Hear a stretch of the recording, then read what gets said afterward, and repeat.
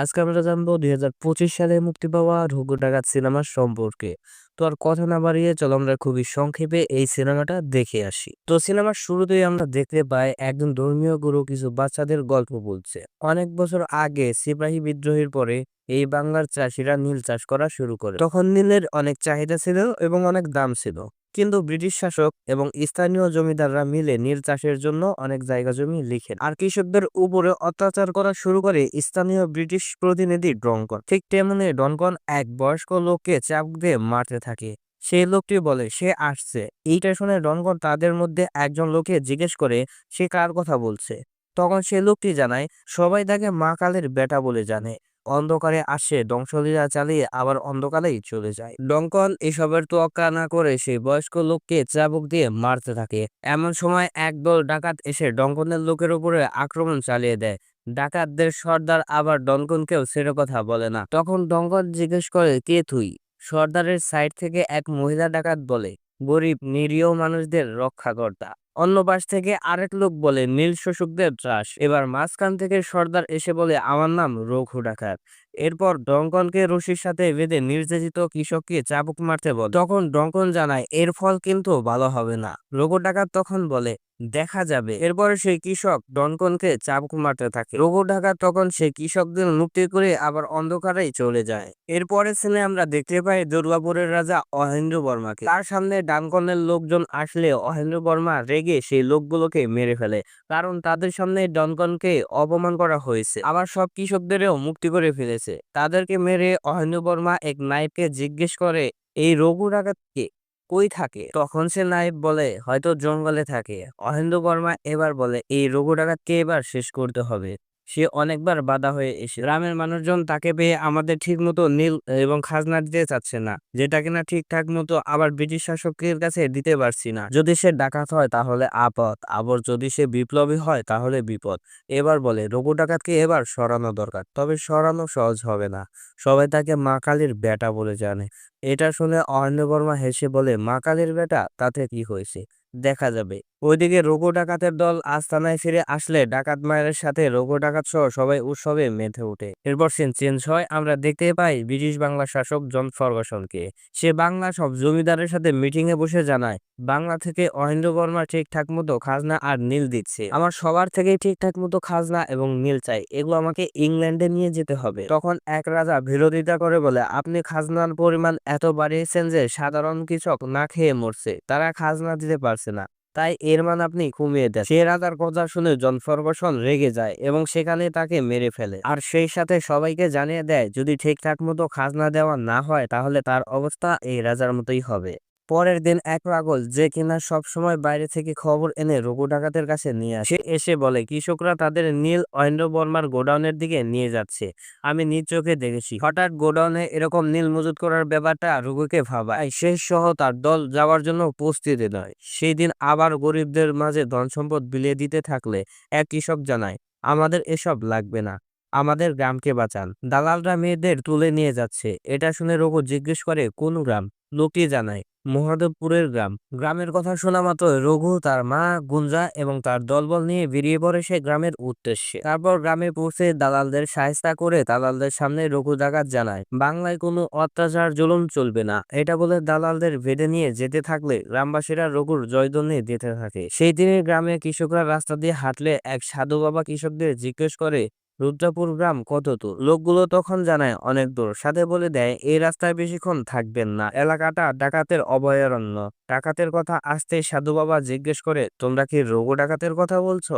কৃষকরা তখন জানায় রঘু ডাকাত তো গরিবদের বন্ধু আর বড় লোকদের চাষ। এরপরে সিনে আমরা দেখতে পাই ডাকাতের আস্তানা। গুন্ডা তখন ডাকাত মাকে বলে রঘু তো মেয়ে দুটোকে এখানে নিয়ে আসলো, এখন কি হবে। ডাকাত মা তখন জানায় কি আর হবে, রঘু তাদের বিয়ে দেবে। বিয়ের প্রসঙ্গ আসতে গুঞ্জা বলে রঘু আর আমার বিয়ে কবে হবে। ডাকাত মা তখন বলে তুই যে রঘুকে ভালোবাসিস সেটা কি রঘুকে জানিয়েছিস। গুঞ্জা তখন জানায় না। এবার ডাকাত মা বলে সে তো তোকে ভালো নাও বাসতে পারে, তাই আগে এত বড় স্বপ্ন দেখিস না। তখন গুঞ্জা জানায় জন্মেছি তো ভালোবাসা আর মৃত্যু নিয়েই, তাই এত ভাবতে চাই না। এরপরে রঘুকে দেখা যায় সে ময়না ঝর্ণায় গোসল করতেছে। সেখানে গুঞ্জা এসে বলে এই ময়না ঝর্ণা শুধু তোর আর আমার। এরপর গুঞ্জা বলে তুই আমাকে বিয়ে কবে করবি। বিয়ের কথা শুনে উল্টা রঘু জিজ্ঞেস করে বিয়ে কেন। গুঞ্জা তখন প্রসঙ্গ নিয়ে যায় অন্যদিকে। তুই আমার বেস্ট ফ্রেন্ড, এটা বলার পর রঘু জানায় বাজারে যাব, তোর জন্য ভালো কিছু নিয়ে আসবো। এটা শুনে গুঞ্জা অনেক খুশি হয়ে যায়। এরপরে সেখানে আমরা দেখতে পাই সেই সাধু বাবা বাজারে এসেছে আর রঘু সেই বাজারে এসেছে। বাজারে আসার পর সৌদামিনী নামের এক চাকু খেলোয়াড়ের চোখের জালে ফেসে যায় রঘু। সৌদামিনীকে দেখে রঘু তার প্রেমে পড়ে যায়। সৌদামিনী মূলত চাকুর খেলা দেখায় আর ওদিকে তার দলের লোকেরা সেখানে খেলা দেখতে আসা লোকদের চুরি করতে থাকে। একটা সময় সৌদামিনীর চোখ পড়ে যায় রঘু ডাকাতের উপর। রঘু ডাকাতকে সবাই চিনলেও আসলে রঘু ডাকাত দেখতে কেমন সেটা কেউ জানতো না। তাই সৌদামিনীর চোখ দেয় রঘু ডাকাতের টাকার ব্যাগের উপর। তাই রঘু ডাকাতের কাছে এসে বলে, সাহস থাকলে খেলবে নাকি চাকর খেল। রঘু ডাকাত তখন হাসি মুখে পয়েন্টে এসে দাঁড়ায়। এরপর সৌদামিনী রঘুর মাথার উপর তরমুজ রাখতে গেলে দুজনের চোখাচোখি হয়। এরপর সৌদামিনী চোখ বেঁধে ছুরি চালানোর প্রস্তুতি নেয়। এদিকে তার সঙ্গীরা রঘুর কাছ থেকে টাকার ব্যাগ চুরি করতে আসে। রঘু তাদেরকে ধরে ফেলে। সেই সময় সৌদামিনীও ছুরি চালিয়ে দেয়, সেটাও রঘু ধরে ফেলে। যেহেতু ধরা পড়ে গেছে তাই সৌদামিনী তার দলবল নিয়ে সেখান থেকে পালানোর চেষ্টা করে, কিন্তু বাজারের প্রহরীরা তাকে আটকে ফেলে। রঘু তখন প্রহরীদের সাথে লড়াই করে সৌদামিনী এবং তার সাথীদের বাঁচিয়ে তাদের আস্তানায় মানে ডাকাতদের আস্তানায় নিয়ে আসে। রঘু বাজার থেকে আসলে গুঞ্জা এসে রঘুকে জিজ্ঞেস করে, কিরে আমার জন্য কি এনেছিস? রঘু তখন সৌদামিনীকে দেখায়, যেটা দেখে গুঞ্জা তো রেগে আগুন হয়ে যায়। এরপর সেখানে চলে আসে ডাকাত মা। রঘু তখন জানায় তারা বিপদে পড়েছিল তাই তাদেরকে এখানে নিয়ে এসেছি। রঘুর সাথে থাকা লোকজন বলে মেয়েটা সে লেভেলের চাকর খেলা দেখাতে পারে। এরপর ডাকাত মা সৌদামিনীকে বলে, তুমি কি জানো তুমি কার সাথে এখানে এসেছো? সৌদামিনী জানায় না। তখন আস্তানার সবাই বলে ওঠে, এই হচ্ছে রঘু ডাকাত। রঘু ডাকাতের কথা শুনে সৌদামিনী আতঙ্কিত না হয়ে ছুরি বের করে বলে, ওকে তোমাকে দেবতা ভাবলেও তুমি মোটেও ঠিক কাজ করো না। আমাকে এখানে নিয়ে এসেছো কেন বলো? ডাকাত মা তখন সৌদামিনীকে ছুরি নামাতে বলে। সে জানায় তোমার কিছুই হবে না। এটা বলার পর পরিবার সম্পর্কে জানতে চাইলে সৌদামিনী জানায়, ভীমরাজ আমাদের বড় বাড়ি পুড়িয়ে ফেলেছে, সাথে আমার বাবা মাকেও তারা মেরে ফেলেছে। তারপর থেকে আমার ভাইয়ের মতো এ দুজনকে নিয়ে আমি ছুরির খেলা দেখাই। আমি যখন ছুরির খেলা দেখাই তখন তারা দুজন এই খেলা দেখতে আসা লোকদের টাকা পয়সা চুরি করে নেয়। তাদের চুরির হাত অনেক ভালো আছে। চুরির কথা আসলেই আস্তানার সবাই বলে ওঠে, রঘু দেখি ভালো জিনিস নিয়ে এসেছে। ডাকাত মা তখন সৌদামিনীকে বলে, তোমার কিচ্ছু হবে না, তুমি এখানেই থাকবে। এটা বলে মন্দিরের দিকে নিয়ে যেতে থাকলে রঘু শুধু সৌদামিনীর দিকেই তাকিয়ে থাকে। এইটা দেখে গুঞ্জা জেলাস ফিল করে। তো এরপর গুঞ্জা রঘু ডাকাতকে বলে, বলা নেই কওয়া নেই, তুই অচেনা একটা মেয়েকে এখানে এনে ঠিক কাজ করিসনি। অন্যরা তখন বলে, চোখে চোখে রাখলে সবকিছু বেরিয়ে আসবে। তখন গুঞ্জা বলে, ওইটা আমি ভালো পারবো। পরের দিন সৌদামিনী ঘুরতে ঘুরতে ময়নাচোনার কাছে এসে দেখে রঘু গোসল করতেছে। রঘুকে এভাবে গোসল করতে দেখে অপলক দৃষ্টিতে তাকিয়ে থাকে সৌদামিনী। সে সময় গুঞ্জা পেছন থেকে সৌদামিনীর গলায় ধারালো অস্ত্র ধরে বলে, খুব দেখা হচ্ছে তাই না? এই ঝর্ণা শুধু রঘু আর আমার। আবার যদি এখানে দেখি তাহলে একদম মেরে ফেলবো। সেদিন সবাই খেতে বসলে খাবার পরিবেশন করে সৌদামিনী। রঘু সৌদামিনীর কাছে ভাত চাইলে তখন গুঞ্জা রাগ দেখে খাবার ছেড়ে উঠে যায় আর আলাদা একটা জায়গায় গিয়ে কান্না করতে থাকে। সেখানে ডাকাত মা এসে বলে, যে থাকার সে থাকবেই। এই কথাটা আমার সত্যিই ভালো লাগছে। যে থাকার সে শত কষ্টের মাঝেও থেকে যাবে। তো যাই হোক, আমরা সিনেমায় ফিরে আসি। গুঞ্জা তখন বলে, তুমি ছাড়া কেউ আমাকে ভালোবাসলো না।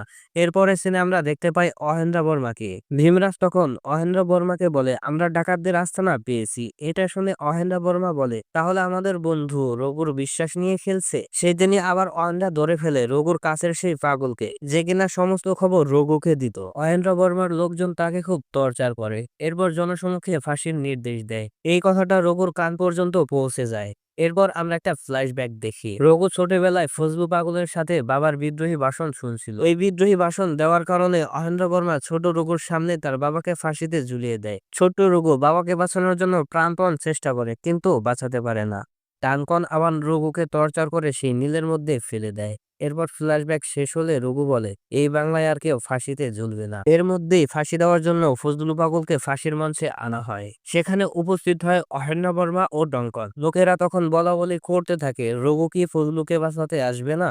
ফজলু রঘুর অপেক্ষায় থাকে। সে বিশ্বাস রাখে রঘু তাকে অবশ্যই বাঁচাতে আসবে। অহেন্দ্র তখন জানায়, এটা আমার রাজ্য, আমি যা বলবো সেটাই এখানে রুল। আমার সাথে যারা বিশ্বাসঘাতকতা করবে তাদেরই এমন মৃত্যু হবে। এটা বলে ফজলুকে ফাঁসিতে ঝোলানোর নির্দেশ দিলে জল্লাদ ফাঁসিতে ঝোলায়। তখনই ফাঁসির মঞ্চ থেকে উঠে আসে রঘু ডাকাত। সে এসেই ফজলুর ফাঁসির দড়িটা কেটে দেয়। তারপর অহেন্দ্রকে উদ্দেশ্য করে জানায়, এই রাজ্য তোর হতে পারে, কিন্তু ল হবে রঘু ডাকাতের। সেই সময় অহেন্দ্রের লোকজন রঘুর উপরে আক্রমণ করলে রঘু সবার সাথে লড়তে থাকে। এদিকে সৌদামিনী ও গুঞ্জা অহেন্দ্র ও ডাঙ্কনকে জিম্মি করে ফেলে। এই জায়গায় অহেনরা সৌদামিনীকে দেখে একটা মুচকি হাসি দেয়। হতে পারে এই হাসির একটা রহস্য আছে। এরপরে গল্পে বড় একটা টুইস্ট আসে। আমরা দেখতে পাই সেই সাধু বাবা ডাকাত মাকে ছুরি দিয়ে আঘাত করে। এরপর ভীমরাজের নেতৃত্বে এক এক করে রঘুর সঙ্গীদের মেরে ফেলা হয়। ডাকাত মা আহত অবস্থায় সেই সাধুকে জিজ্ঞেস করে, কে তুই? তখন সে নকল সাধু জানায়, আমার নাম দুর্লভ রায়। তারপর জানায়, আজ থেকে তোদের সবকিছু শেষ। এর জবাবে ডাকাত মা জানায়, এইটা শেষ নয়, এখন তো কেবল শুরু। তখন সে নকল সাধু জানায়, এদিকে তুই মরবি আর ওইদিকে তোর ছেলে রঘু মরবে। তখন ডাকাত মা বলে, রঘুর কিচ্ছু হবে না। দুর্লভ রায় তখন মাকে একবারে মেরেই ফেলে। ওদিকে রঘু ফজলুকে ঘোড়ার পিছনে উঠিয়ে নিয়ে যেতে থাকলে অহেনরা পিছ থেকে গুলি চালায়। সেই গুলিটা গিয়ে লাগে ফজলুর শরীরে। তারপরেও ঘোড়া না থামিয়ে এগিয়ে যেতে থাকলে দূর থেকে একজন তীর নিক্ষেপ করে। সেই তীরটা গিয়ে লাগে একটা গাড়ির উপরে। গাড়িটা তখন ব্লাস্ট হয় এবং রঘু ও ফজলুর ব্লাস্টের শিকার হয়। কিন্তু সেই ব্লাস্টে রঘু মারা যায় না, মারা যায় ফজলু। ফজলু মারা গেলে রঘু ফজলুকে ধরে কান্না করতে থাকে। এরপর আস্তানায় ফিরে এসে দেখে চারিদিকে শুধু লাশ আর লাশ, এমনকি মায়ের মৃতদেহ সেখানে পড়ে আছে। বেঁচে যায় শুধু ফজলুকে বাঁচানোর জন্য যারা গিয়েছিল সাথে তারা। এরপরে গুঞ্জা মায়ের লাশের কাছে এসে কাঁদতে কাঁদতে বলে, তুমি ছাড়া কেউ আমাকে ভালোবাসেনি। এরপর বেঁচে যাওয়া সঙ্গীগুলো তাদের ফ্যামিলির লাশ দেখে ইমোশনাল হয়ে পড়ে। মাকে শেষবারের মতো বিদায় দেওয়ার সময় রঘুর মনে পড়ে মায়ের সাথে কাটানো সেই পেছনের স্মৃতিগুলো। এমনকি ছোট রঘু ইংরেজদের হাত থেকে পালানোর সময় ডাকাত মাই তাকে বাঁচিয়েছিল। ডাকাত মাই তাকে আশ্রয় দিয়ে অনেক আদরে বড় করে তুলেছিল। এদিকে গুঞ্জা কাঁদতে থাকলে রঘু গুঞ্জাকে সান্ত্বনা দেয়। এরপর রাতের বেলায় তাদের ধর্মীয় কাজ সেরে ফেলে। পরের দিন সকালে সবাই নতুন আস্তানার খোঁজে বেরিয়ে পড়ে। একটা সময় সকলে হাঁটতে হাঁটতে একটা বাজারে উপস্থিত হয়। বাজারে আসলে রঘুর সাথে এক কৃষকের দেখা হয়, যে কৃষককে রঘু একটা সময় বাঁচিয়েছিল। সেই কৃষক তখন বলে, আপনি এখানে এসেছেন কেন? আপনাকে খুঁজতে বেরিয়ে অহেনরা 2 গ্রামকে পুড়িয়ে দিয়েছে। এখানে থাকা আপনার জন্য নিরাপদ নয়। এটা শুনে গুঞ্জা রঘুকে বলে, এখন কি করব? রঘু তখন জানায়, এত কিছু বুঝি না, মার হত্যাকারীকে খুঁজে বের করে আমি তাকে শাস্তি দেব। এরপর কৃষক সবাইকে নিয়ে তারা বাড়ির দিকে রওনা দেয়। এরপর সিন চেঞ্জ হয়, আমরা দেখতে পাই অহেন্দ্র বর্মাকে। অহেন্দ্র বর্মা তখন নায়েবকে একটা মাথার খুলি দেখিয়ে বলে, এটা একটা রাজার মাথার খুলি। সে রাজা ফর্গুসনের সাথে হাত মিলিয়ে তার রাজ্য দখল করতে এসেছিল। তাই সে রেগে সে রাজাকে মেরে তার খুলির সাথে রেখেছে। এইটা শুনে নায়েব বলে, আপনি যে রঘু ডাকাতকে মারার জন্য ভাড়াটে খুনে ভাড়া করলেন, সে কি ঠিকঠাক মতো কাজ করছে? সে সময় অহেন্দ্র বর্মার কাছে হাজির হয় দুর্লভ রায়, মানে নকল সেই সাধু। তাকে দেখে অহেন্দ্র বলে, তুমি যা করছো এতে আমি খুশি, তুমি তোমার পাওনা অর্থ পেয়ে যাবে। কিন্তু সেই পাওনা অর্থ আবার দুর্লভ রায়কে না দিয়ে নায়েবকে দেয়। তারপর বলে, আমি তো রঘুর মাথা নিয়ে আসতে বলেছি, রঘুর মাথা কই? তখন দুর্লভ রায় জানায়, আপনার লোক তীর চালিয়েছিল, আপনিই জানেন। তখন অহেন্দ্রা বলে, এবার মাথা নিয়ে আসলে 2 গুণ টাকা দিব, আর যদি না নিয়ে আসো তাহলে তোমাকেই মরতে হবে। এই শর্তে রাজি হয় দুর্লভ রায়। ওদিকে দেখা যায় সবার খাবারের জন্য আয়োজন করে। খাবার খাওয়া অবস্থায় কৃষক সবাইকে জিজ্ঞেস করে, তোমরা এখন কোথায় যাবে? সৌদামিনী তখন জানায়, জানি না। কৃষক তখন বলে, আমার প্রায় জঙ্গলে যাওয়া লাগে, আমি জঙ্গলে এমন জায়গা দেখেছি সেখানে গেলে তোমাদের কেউ খুঁজে পাবে না। রঘু তখন সবাইকে নিয়ে সেই জায়গায় চলে আসে। তারপর নতুন করে সবকিছু শুরু করে। ওইদিকে অহেনরা তার অত্যাচারের মাত্রা দিন দিন বাড়িয়ে দিচ্ছিল। এদিকে রঘুর লড়াইয়ের জন্য প্রস্তুতি নেয়। নতুন আস্তানায় রঘুর মন খারাপ করে বসে থাকে। তখন তার সাথে দেখা করতে সৌদামিনী আসে। সৌদামিনীকে দেখে রঘু বসতে বলে, আর বলে, কি দিনকাল আসলো, ঘরে খাবার পর্যন্ত নেই। সৌদামিনী এসব নিয়ে চিন্তা করতে নিষেধ করে। সৌদামিনী বলে, তুমি শুধু ডাকাতমার হত্যাকারীকে খুঁজে বের করে প্রতিশোধ নাও, তাহলেই হবে। দুজনের এসব কথা আবার দূর থেকে গুঞ্জা শুনে। কিছুক্ষণ পর ওই কৃষক আরো খাবার নিয়ে আসে। সৌদামিনী তখন জানায়, এটা বেশি দিন যাবে না। তখন কৃষক বলে, সমস্যা নেই, এখানকার মন্দিরে কালকে একটা উৎসবের আয়োজন করা হয়েছে, সেখানে খাবারের আয়োজন করাও হয়েছে। এটা শুনে সৌদামিনী জানায়, তাহলে আমিও যাব। এরপরে গুঞ্জা মন খারাপ করে বসে থাকলে তার পাশ দিয়ে সৌদামিনী হেঁটে যাওয়ার সময় গুঞ্জা বলে, তুমি তো রঘুকে ভালোবাসো, রঘুর জন্য কি মরতে পারবে? মরতে পারবো, সেজন্যই তো ভালোবেসেছি। সাথে আরো বলে, আমি জানি তুমিও রঘুকে ভালোবাসো, কিন্তু দেখো তোমাদের ফ্রেন্ডশিপ কত সুন্দর।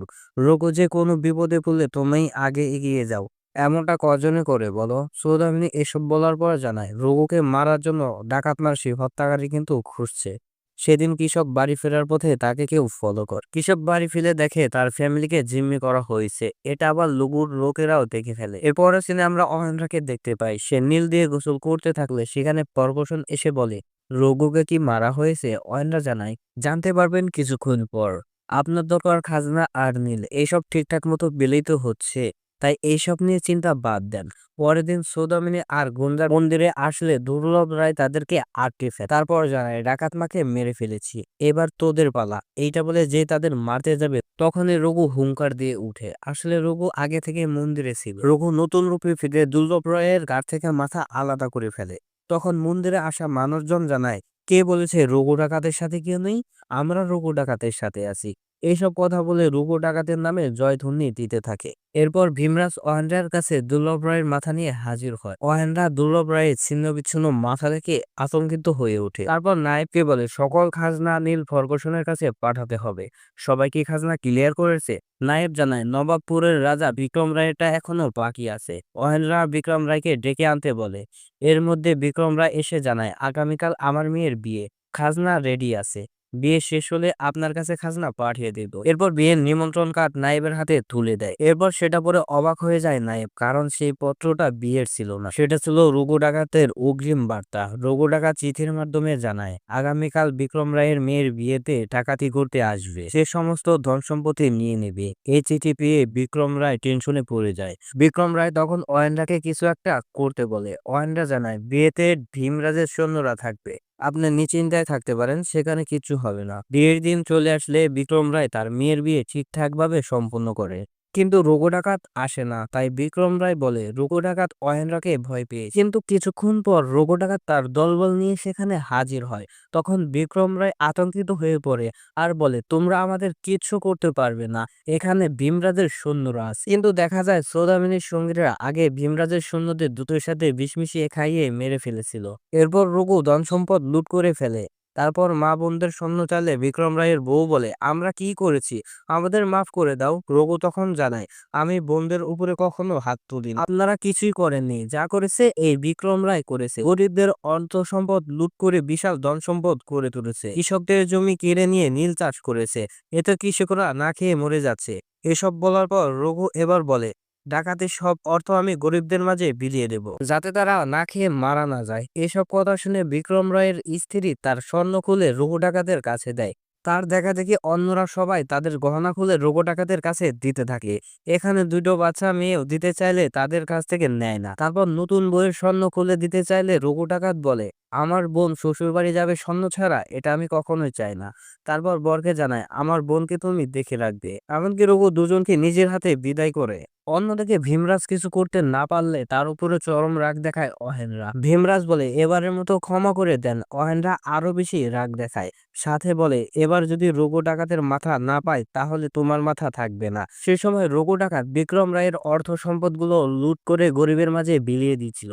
তখন এক মহিলা জানায়, আমার এসব লাগবে না, রঘু ডাকাত ফিরে এসেছে, এতেই আমি অনেক খুশি। তখন সেখানকার সবাই রঘু ডাকাতের জয়ধ্বনি দেওয়া শুরু করে। পরের দিন সৌদামিনী একটা মন্দিরে পুজো দিতে আসলে সেখানে ভীমরাজ তার দলবল নিয়ে হাজির হয়। সৌদামিনীও তার সাথে লড়াইয়ের প্রস্তুতি নেয়। ঠিক তখনই দূর থেকে গুঞ্জা তলোয়ার ছুড়ে মারে ভীমরাজের এক সৈন্যকে মেরে ফেলে। তারপরে দুজন মিলে লড়াই শুরু করে।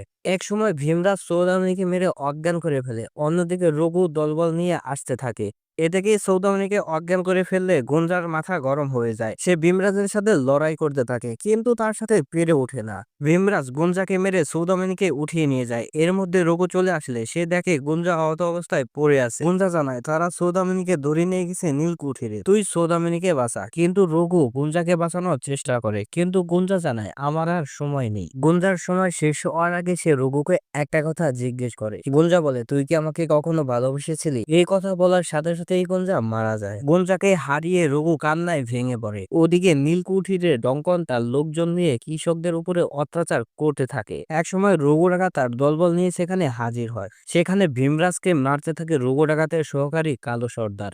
মেরে প্রতিশোধ নেয় তার ছেলে হত্যার। অন্যদিকে রঘু মারতে থাকে ডানকনকে। রঘু এবার ডানকানকে নীলের পানিতে চুবিয়ে মেরে ফেলে। ডানকনকে মারার পর রঘু তার লোকজনদের জিজ্ঞেস করে সৌদামিনী কোথায়। লোকজন জানায় এখানে তো নেই। সৌদামিনীকে ফরগুসন শিপে করে ইংল্যান্ড নিয়ে যাওয়ার জন্য রেডি হচ্ছে। এটা শুনে রঘু ডাকাত বলে সৌদামিনী ফিরবে, কিন্তু ওই দুইজন মৃত্যু থেকে বেঁচে ফিরবে না। এরপরের সিনে আমরা সৌদামিনীকে দেখতে পাই, তাকে ফরগুসন শিপে বেঁধে রেখেছে। ফরগুসন নীলগুলো শিপে তুলতে থাকলে সেখানে রঘু ডাকাত তার দলবল নিয়ে হাজির হয়। ফরগুসন তার লোকদের গুলি করার নির্দেশ দেয়। অন্যদিকে ডাকাত দল সেখানে তীর ছুড়তে থাকে। এতে ফরগুসনের সৈনিকেরা পেরে ওঠে না, তাই শিপ থেকে ডাম্বতি গান পাউডার ফেলে দেয়। এতে আগুন জ্বলে ওঠে, কিন্তু রঘুর কিছুই হয় না। রঘু ডাকাত তখন শিপে উঠে সবাইকে মারতে থাকে। এখানে অস্থির লেভেলের কিছু ফাইট দেখানো হয়, যে ফাইটগুলো ছিল একদম অস্থির লেভেলের, যেগুলো আমি এক্সপ্লেন করে আপনাদের বোঝাতে পারবো না। আপনারা স্ক্রিনে দেখতেই পাচ্ছেন এখানে কত সুন্দর একটা ফাইট দেখানো হয়েছে।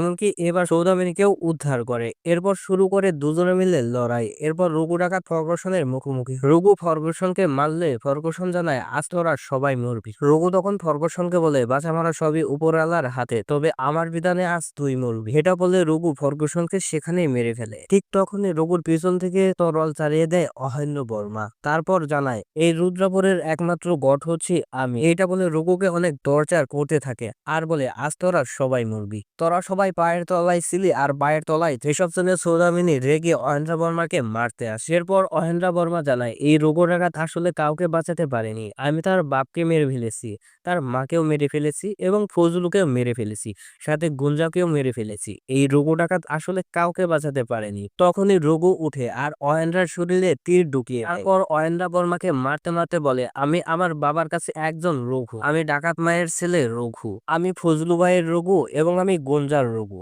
আমি হচ্ছি রঘু ডাকাত, তোর মৃত্যুর জব। এসব বলে রঘু অহেন্দ্র বর্মাকে মেরে ফেলে। সেই সময় শিপে আগুন ধরতে থাকলে রঘু ডাকাত সৌদামিনীকে নিয়ে শিপ থেকে লাফ দিলে পুরো শিপটা ব্লাস্ট হয়। আর এখানেই এই অসাধারণ সিনেমাটা শেষ হয়ে যায়। তবে এই সিনেমাটা তোমাদের কাছে কেমন লাগছে আমি জানি না, আমার কাছে মোটামুটি ভালো লাগছে। তো এই ছিল আজকের এই ভিডিওটি ভালো লাগলে একটি লাইক করে দিও, কমেন্ট করে দিও এবং একটি শেয়ার করে দিও।